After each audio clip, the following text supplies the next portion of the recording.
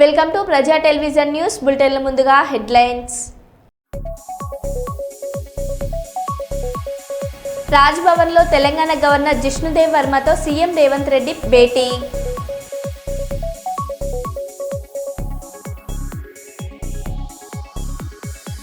మండల స్థాయి క్రికెట్ విజేతలకు బహుమతులను అందజేసిన జగిత్యాల డీఎస్పీ రఘుచందర్.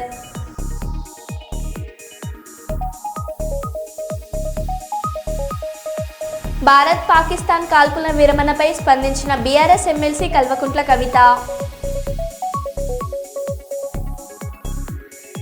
మంచిర్యాల జిల్లా కేంద్రంలో ఫ్లాట్లను కబ్జా చేసిన కాంగ్రెస్ నాయకులు.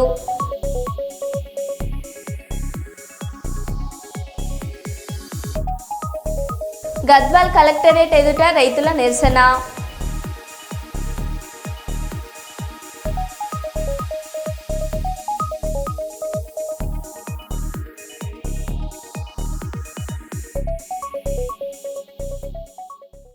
ఇక వివరాల్లోకి వెళ్తే, మంచిర్యాల జిల్లా కేంద్రంలో ఫ్లాట్లను కబ్జా చేసిన కాంగ్రెస్ నాయకులు జిల్లా కేంద్రంలోని తిలక్ నగర్ గీతా మందిర్ వద్ద తమ ఫ్లాట్లను గోదావరిఖనికి చెందిన కాంగ్రెస్ కార్పొరేటర్ కబ్జా చేశారని బాధితుల ఆందోళన. కాంగ్రెస్ కార్పొరేటర్లు ఫ్లాట్లు చుట్టూ వేసిన కాంపౌండ్ వాల్ షీట్లను ధ్వంసం చేసిన బాధితులు.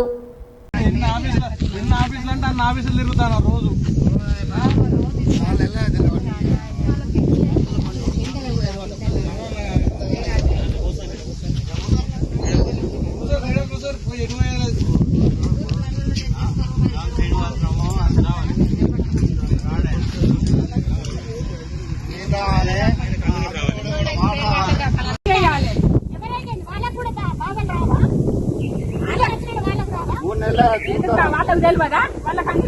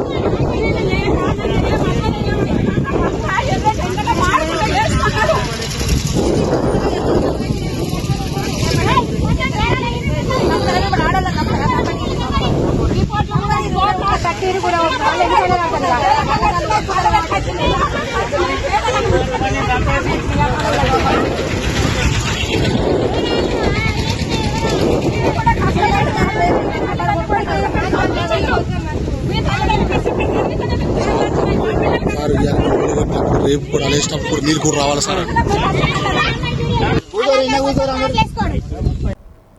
రేవంత్ రెడ్డి ఒక సైకో, ఎవరు చెప్పినా వినడు, ఇష్టం వచ్చినట్టు నిర్ణయాలు తీసుకుంటాడు, సైకోలాగా ఈటెల రాజేందర్ అన్నారు. ముఖ్యమంత్రి గారు ఏదో పెద్ద మార్పు వస్తుందని చెప్పి నీకు అధికారం కట్టబెట్టింది, తేనె మీద నుంచి పూలబడ్డ అవుతుంది, ఎందుకు ఇట్లా ఆలోచిస్తున్నారు అని చెప్పి చాలాసార్లు మాట్లాడితే ఆయన ఇంకింత రెచ్చిపోయి అన్న మాట ఏంటంటే, ఎవరు చెప్పినా వినను, నేను నాకు నేనే నిర్ణయం తీసుకుంటా, పక్కా కూలగొట్టవలసిందే, మొత్తం బుల్డోజర్లు పెట్టవలసిందే, అడ్డమచ్చిలోని బుల్డోజర్ కింద తొక్కవలసిందే, కూలగొట్టవలసిందే. ఇది ఆయన స్టేట్మెంట్. నేనన్నా రాజు కూడా మారు వేషంలో అప్పుడప్పుడు ప్రజలు ఏమనుకుంటారో చూసేస్తారు. సరే నువ్వు రాజు కాకపోవచ్చు కానీ నీ కింద ఇంటెలిజెన్స్ వ్యవస్థ ఉంది, వాళ్ళైనా నీకు చెప్పుంటారు కదా ఇక్కడ ఇట్లా ఉంది అని చెప్పి చెప్పుంటారు కదా, ఎందుకు మీరు వింటలేరు అని చెప్పి మళ్ళీ ఇట్లా స్టేట్మెంట్ నడుస్తూనే ఉంది. నడిస్తే ఆయన అన్నాడు, మళ్ళీ నేను ఎవరు చెప్పినా వినను అని. నేను అప్పుడు ఒక స్టేట్మెంట్ ఇచ్చిన, ఎవరు చెప్తే వినని వాడిని, ఎవరు చెప్పినా వినని వాడిని ఆయన నాయకుడు అనరు, మనిషి అనరు, సైకో అంటారు అని చెప్పాను. సైకో అంటారు అని చెప్పాను. జమ్మూ కాశ్మీర్లోని దాల్ సరస్ పరిసర ప్రాంతాలు ప్రశాంత వాతావరణంలో ఉన్నాయి.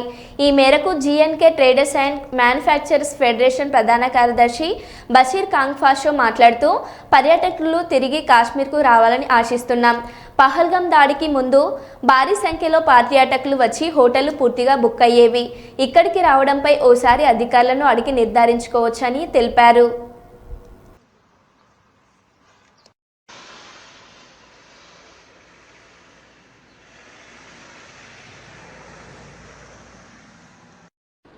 आपका नाम? मेरा नाम बशीर कोंगपोश हूँ। मैं Kashmir traders and manufacturers federation represent करता हूँ। ये बताइए जो सीज फायर हो गया इसके बारे में बताइए, इंडिया और पाकिस्तान के बीच में, और इसके बारे में क्या राय है, क्या ऑप्शन है? देखिए, जो आज से पहले तकरीबन एक हफ्ता पहले हमें सूरत हाल बड़ी ही ख़तरनाक महसूस होने लगी थी, लेकिन परसों जब एक मैसेज आई कि सीज़ फायर, इस पे सीज़ फायर जो 6 और 7वीं मई का जो की रात को जो हमला हुआ था टेररिज्म पर, तो उसका एक मुस्बत जवाब आया कुछ ही दिनों में, तो हमने एक राहत की सांस ले ली। खासकर हम ताजर हैं यहाँ के, बड़े बदहाली से गुजर रहे हैं, तो हमें एक्सपेक्टेशन है कि यह जो सीज़ फायर हुआ है इससे हमारी जो खस्ताहाली है वो ख़त्म हो जाएगी। हमारे जो टूरिस्ट हजरात है वो फिर कश्मीर का रुख करेंगे। किसी भी सूरत में हम उनको दावत देते हैं, आप आइए यहाँ पर, बिल्कुल आपकी मेहमान नवाजी उसी तरीके से होगी जो पहले हम करते थे, जिस तरह से। और यहाँ का माहौल भी अभी ठीक हो गया है। खासकर जो मीडिया ने इसमें बहुत बुरा रोल किया है, तो मीडिया ने इसको इतनी हाइप दे दी, तो टूरिस्ट बेचारे जो आना चाहते थे उन्होंने भी अपना ट्रिप मुलतवी किया। तो हम ये महसूस करते हैं कि हमारी जो फरियाद है, हमारी जो इल्तिजा है, वो टूरिस्ट जो यहाँ तक आने वाले हैं वो यहाँ आए, हमारा जो कारोबार फिर एक दफ़ा उसी पटरी पे आ जाए जिस तरह पहले हुआ करता था। खासकर आज से तकरीबन जो पहलगाम का वाक़ा हुआ, पहलगाम के वाक़े से पहले जिस तरह से टूरिस्ट हजरात यहाँ जगह नहीं मिलती थी, फुल ऑक्यूपेंसी थी हर किसी होटल में, इवन हमने होम स्टेज का यहाँ पर इस्तेमाल किया। तो मुझे लगता है कि इंशाल्लाह तो हमारी कोशिश है कि हम उनको यहाँ की जो कुदरती खूबसूरती है इसका वो लुत्फ़ उठाएं, इसके वो मज़े उठाएं, इससे वो मुस्तफ़ीद हो जाए, यहाँ की आबो हवा से भी मुस्तफ़ीद हो जाए। और ఈటెల రాజేందర్ బేవకూఫ్ చేష్టలు చేస్తున్నాడు. ఈటెల రాజేందర్ను తిట్టడానికి ప్రెస్ మీట్ పెట్టాను. ఈటెల రాజేందర్ పాగలగాడుగా అయ్యండు. ఇంకోసారి రేవంత్ రెడ్డిని కానీ కాంగ్రెస్ నాయకులను ఏమైనా అంటే నడి రోడ్డులోనే నిన్ను గుంజిళ్ళు తీపిస్తా జగ్గారెడ్డి అన్నారు. బగర్ సబ్జెక్టులను ఈటెల రాజేందర్ తిట్టాలనే ప్రెస్ మీట్ పెట్టిన, తిట్టనికనే పెట్టిన ప్రెస్ మీట్. వాడు ఒక మెంటల్ అయిపోయాడు, వాడు ఏం మాట్లాడుతున్నాడో తెలుస్తుంది ఈటెల రాజేందర్కి. అందుకే ఆయన పాగలగాడయ్యాడు, బేకూఫ్ చాతాలు చేస్తున్నాడు ఈటెల రాజేందర్.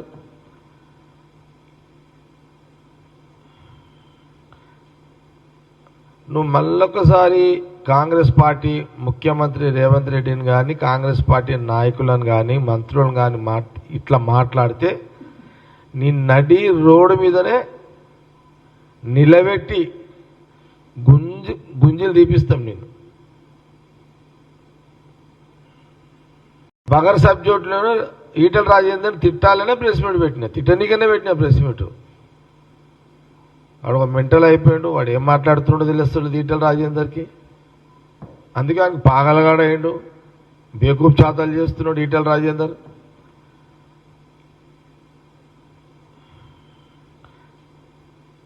నువ్వు మళ్ళొకసారి కాంగ్రెస్ పార్టీ ముఖ్యమంత్రి రేవంత్ రెడ్డిని కానీ, కాంగ్రెస్ పార్టీ నాయకులను కానీ, మంత్రులను కానీ ఇట్లా మాట్లాడితే నీ నడి రోడ్డు మీదనే నిలబెట్టి గుంజలు తీపిస్తాం నేను.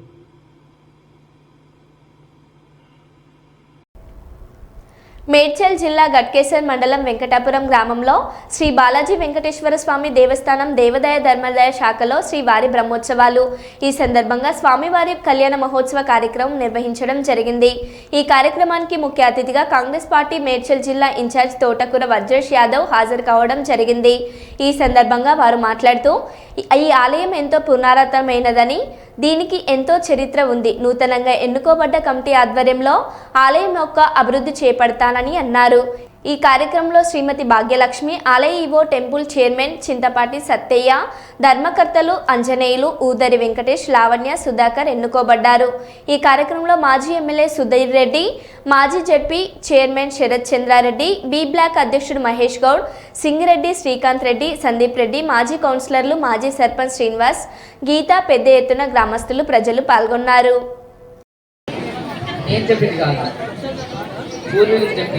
ఏ ఒక్క దానాన్ని చేసినా, భూదానం చేసినా, గోదానం చేసినా, ఏ ఒక్క దానాన్ని చేసినా అంతెందుకు ఉదాహరణకి మనం ఏకాదశికి కానీ శివరాత్రికి కానీ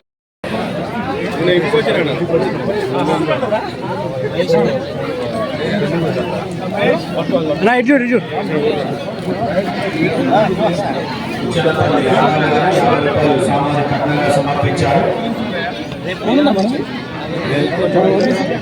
నరసింహరావు గారు అందరూ కూడా ఎంతో కొంత స్వామివారికి సమర్పించుకోవడం జరుగుతుంది. అందుకని అందరూ వేయాల్సిందిగా కోరుతున్నాం.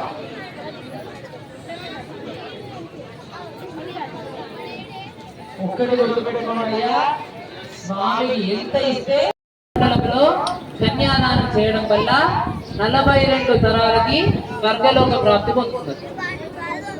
మరి అంత గొప్పైనటువంటి యొక్క కన్యాదానంలో మనం పాలు పంచుకున్నందుకు ఎంతో ఆనందం. అంతేనా కాదు? అంటే నాతో పాటుగా నా ముందు పరికరాలు, నాతో పాటుగా నా వెనక పరికరాలు, ఆదరము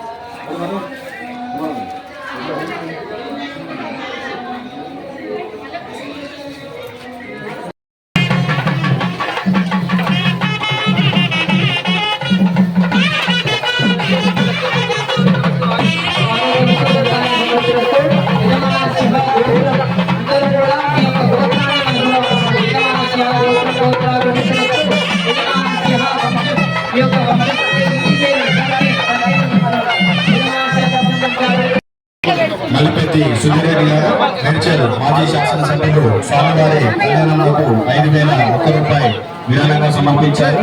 వారికి వారి కుటుంబ సభ్యులకు స్వామివారి ఆశీస్సులు. సూర్యవంశీ లక్ష్మణ్ గారు 101 రూపాయలు కట్నంగా సమర్పించారు. శివాద్రి వెంకటేశ్వరరావు గారు, మాణిక్యమ్మ గారు 101 రూపాయలు కట్నంగా సమర్పించారు. వీరుడి కృష్ణ గారు 100 రూపాయలు కట్నంగా సమర్పించారు. బండిరాల చెంగయ్య గారు శుభాకాంక్షలు. అంతా మంచిగా వీరుడి వెంకయ్య గారు 201 రూపాయలు కట్నంగా సమర్పించారు. మంచిగా అంతా శుభంగా మంచిగా. వీరుడి వెంకయ్య గారు 201 రూపాయలు కట్నంగా సమర్పించారు. పెయింటింగ్ పనులన్నీ బాగా పెయింటింగ్ ఉన్నాయి కదా, పెయింటింగ్లు అన్ని చేసుకోవాలి. చాలా పెయింటింగ్లు ఉన్నాయి. తాతలు మస్తు మంది ఉన్నారు కానీ పనులు జరుగుతలేదు.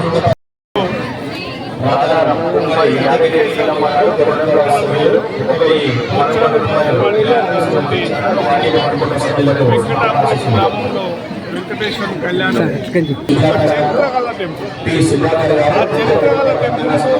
ఈ ప్రాంతంలో కాంగ్రెస్ పార్టీ చెప్పి ఆ దేవిని మొక్కుకుంటూ రాబోయే రోజులలో ఏదైతే టెంపుల్ ఉందో దాన్ని చేసుకొని ముందుకు తీసుకెళ్తామని. ఇది బడ్జెట్ ఉంది, ఎండోమెంట్గా బడ్జెట్ ప్రకటించి దాతలు చాలా మంది అంటారు. ఈ కన్స్ట్రక్షన్ ఎందుకు లేట్ అవుతుంది? గత గవర్నమెంట్లో కమిటీ ఉండేది. గతంలో మాస్టర్ ప్లాన్ వేపించి టెంపుల్ ఎట్లా చేయాలి, ఏం చేయాలని కూడా ఆలోచన చేసింది. తీసుకొని ఇక్కడ ఉన్నటువంటి పెద్దలందరూ సహకారం చేసుకొని మరి ఇక్కడ కొత్తగా కమిటీగా. భారత్ పాకిస్తాన్ కాల్పుల విరమణపై స్పందించిన బీఆర్ఎస్ ఎమ్మెల్సీ కల్వకుంట్ల కవిత, ఇండియన్ ఆర్మీకి సైనికులకు వందనాలు. అమెరికా అధ్యక్షుడు డొనాల్డ్ ట్రంప్ అమెరికా మధ్యవర్తిత్వం వహించింది అని ట్వీట్ చేయడం కొంత బాధ కలిగించింది. భారత ప్రధాని నరేంద్ర మోదీ ట్వీట్ చేస్తుంటే బాగుండేది. పార్లమెంట్ స్పెషల్ సెషన్ పెట్టి అన్ని విషయాలు చర్చించాలి. సీజ్ ఫైర్ అయింది ఇండియా పాకిస్తాన్ మధ్యలో అని తెలిసింది. అందరికీ కూడా congratulations. At the same time ఈ యుద్ధంలో మరణించినటువంటి సైనికులందరూ కూడా మనస్ఫూర్తిగా నా నివాళులు అర్పిస్తూ ఉన్నాను. అట్లానే చాలా ధైర్యంగా మన సేన అంతా కూడా మనల్ని కాపాడడానికి ప్రయత్నం చేసి మన వైపు చాలా తక్కువ క్యాజువాలిటీస్ అయ్యేటట్టుగా మరి వారు ప్రయత్నం చేసి మన దేశాన్ని రక్షించినందుకు మన భారత సైన్యానికి అందరికీ కూడా వందనాలు సమర్పించుకుంటున్నాను.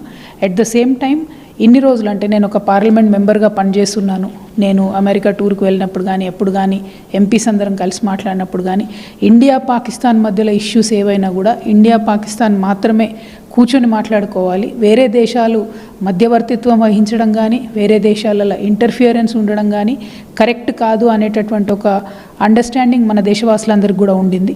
కానీ ఇవాళ సడన్గా డొనాల్డ్ ట్రంప్ గారు ట్వీట్ చేయడం, యుద్ధము ఆగిపోతుంది, సీజ్ ఫైర్ అయిపోతుంది, నేను మధ్యవర్తిత్వం వహించాము, అమెరికా మధ్యవర్తిత్వం వహించిందని చెప్పి వారు ట్వీట్ చేయడం కొద్దిగా బాధాకరంగా అనిపించింది.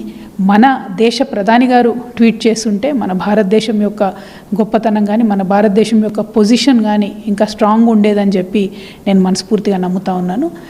ఖచ్చితంగా ఒక స్పెషల్ సెషన్ ఆఫ్ పార్లమెంట్ పెట్టి అందులో ఈ విషయాలన్నీ కూడా డిస్కస్ చేయాలి. ఇన్ని సంవత్సరాల నుంచి 1972 నుండి ఇప్పటి వరకు కేవలం దీన్ని బైలాటరల్గా అంటే ఓన్లీ ఇండియా పాకిస్తాన్ కూర్చుని మాట్లాడుకునేటట్టుగా ఇతర దేశాల ఇంటర్వెన్షన్ లేకుండా కాపాడుకుంటూ వచ్చినటువంటి ఇష్యూలో సడన్గా అమెరికా ఎందుకు వచ్చింది, ఎందుకు మధ్యవర్తిత్వం వహించింది, ఈ అంశాలన్నింటినీ కూడా క్లారిటీ ఇవ్వాలి. అదేవిధంగా మన సివిలియన్స్ మీద జరిగినటువంటి నష్టం, ఎట్ ద సేమ్ టైం ఏ టెర్రరిస్టులను పట్టుకున్నాము, ఎక్కడ టెర్రర్ క్యాంప్స్ని మనం హతం చేయగలిగినాము, రేపటి నాడు మళ్ళీ పాకిస్తాన్ ఇటువంటి దుశ్చర్యకు పాల్పడకుండా మనం ఎంత కఠినంగా పాకిస్తాన్ని నిలువరించగలిగినాం అనేటటువంటి అంశాలన్నీ కూడా గౌరవ ప్రధానమంత్రి గారు, రక్షణ శాఖ మంత్రి గారు కూడా దేశ ప్రజలందరికీ పార్లమెంట్ సెషన్ పెట్టి తెలియజేస్తే బాగుంటుందని చెప్పి నేను నమ్ముతా ఉన్నాను. Thank you. జై హింద్.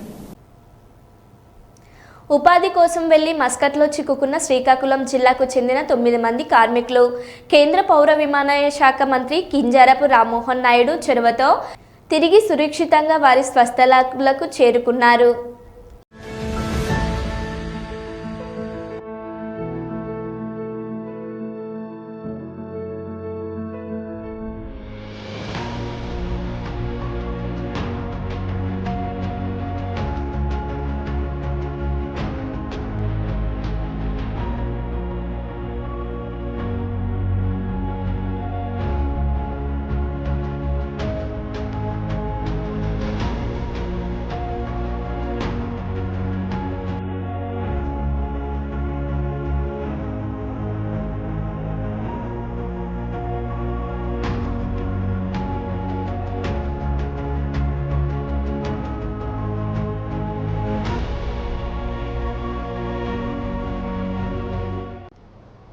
యుద్ధం విరమించాలని నేను అంటే నారాయణను పాకిస్తాన్ పంపాలని బీజేపీ నాయకులు అన్నారు.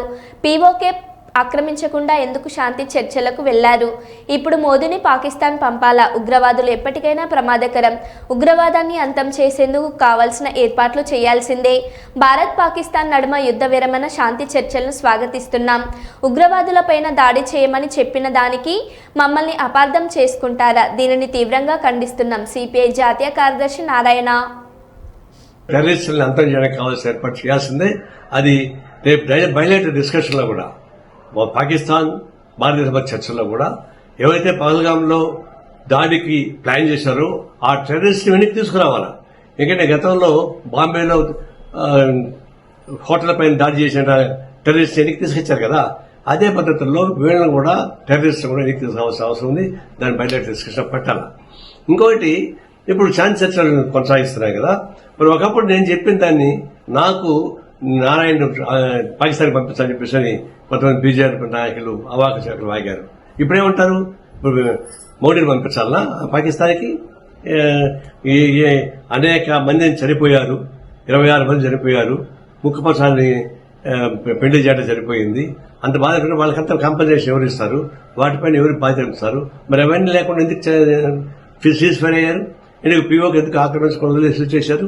ఇవన్నీ చూసినప్పుడు మీరు టాక్టిఫుల్ గా భారతదేశం అడ్డం పెట్టుకుని చేసే వ్యాపారం తప్పకుండా నాకేం కనపడలేదు. సిన్సియర్గా మేము టెర్రరిస్ట్ పైన దాడి చేయమని గిట్టికి చెప్పిన దానికి మమ్మల్ని అపార్థం చేసుకుంటారా? మేము తీవ్రంగా నిరసిస్తున్నాం. ఈ శాంతి చర్చను స్వాగతిస్తా ఉన్నాం.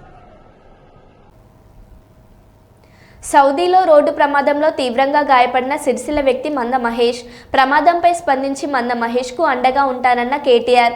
పనికి వెళ్తున్న సమయంలో తీవ్ర రోడ్డు ప్రమాదంలో గాయపడి అక్కడి ప్రభుత్వ ఆసుపత్రిలో చికిత్స పొందుతున్న మంద మహేష్ ప్రమాదంపై స్పందించి సొంత ఖర్చులతో మంద మహేష్ను ఇండియాకు తెప్పించి మెరుగైన వైద్యం చేయిస్తానని కుటుంబ సభ్యులకు హామీ ఇచ్చిన కేటీఆర్. మంద మహేష్ స్వస్థలం సిరిసిల్ల నియోజకవర్గంలోని మండపల్లి గ్రామం. కంపెనీ బస్సులో పనికి వెళ్తుండగా ఘోర రోడ్డు ప్రమాదం. ఈ ప్రమాదంలో 9 మంది మృతి, మంద మహేష్కు తీవ్ర గాయాలు. సౌదీలో చికిత్స పొందుతున్న మంద మహేష్తో వీడియో కాల్ ద్వారా మాట్లాడిన కేటీఆర్.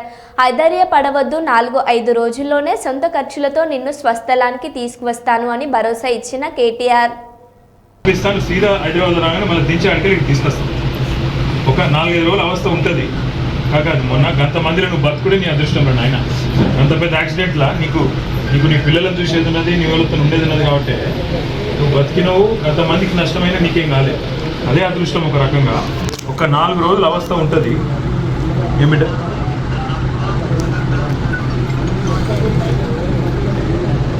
కాదు బిడ్డ, ఒక్క మాట. నీ పిల్లలు ఇన్నే ఉన్నారు, వాళ్ళకి ధైర్యం చెప్పు. నువ్వు ధైర్యం ఉండు.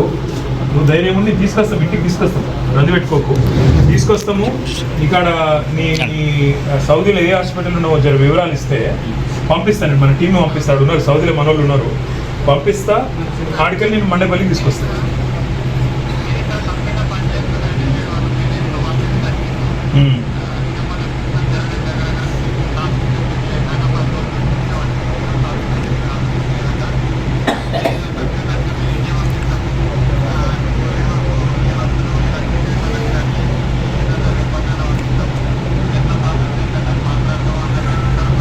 నేను పంపిస్తాను. నువ్వు రియాద్ ఉన్నావా, చెడ్డలు నువ్వు ఏడున్నావు? ఎడా జుబేల్ జనరల్ జుబేల్ జనరల్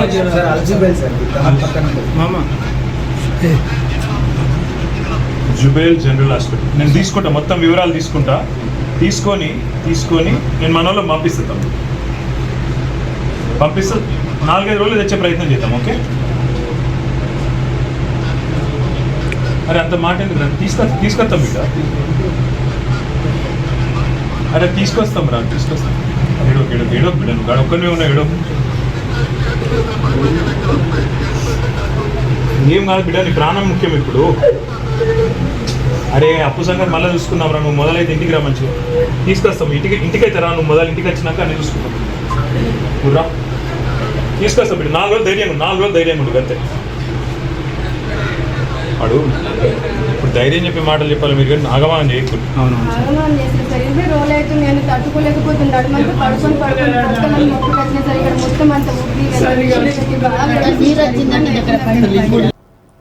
గోదావరికని ప్రెస్ క్లబ్లో సోమవారం ఏర్పాటు చేసిన మీడియా సమావేశంలో ఐఎన్టీయూసీ ఆజీవన్ ఉపాధ్యక్షులు కచ్చకాయల సదానందంతో కలిసి మాట్లాడుతూ ఈ నెల 8న హైదరాబాద్ ఇందిరా భవన్లో సింగరేణి అన్ని డివిజన్ల ఐఎన్టీయూసీ ఉపాధ్యక్షులతో జరిగిన ఉపాధ్యక్షుల కోర్ కమిటీ సమావేశంలో సింగరేణి కార్మికులు పలు సమస్యలపై చర్చించామని INTUC central senior vice president P Dharmapuri తెలిపారు.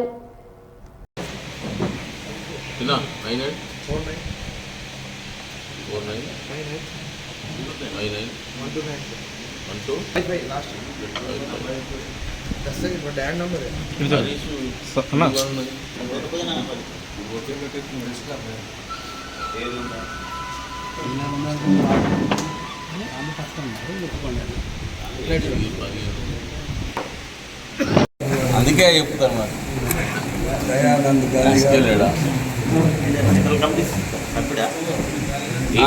ఆ సెంట్రల్ కమిటీలో vice president, central committee vice president.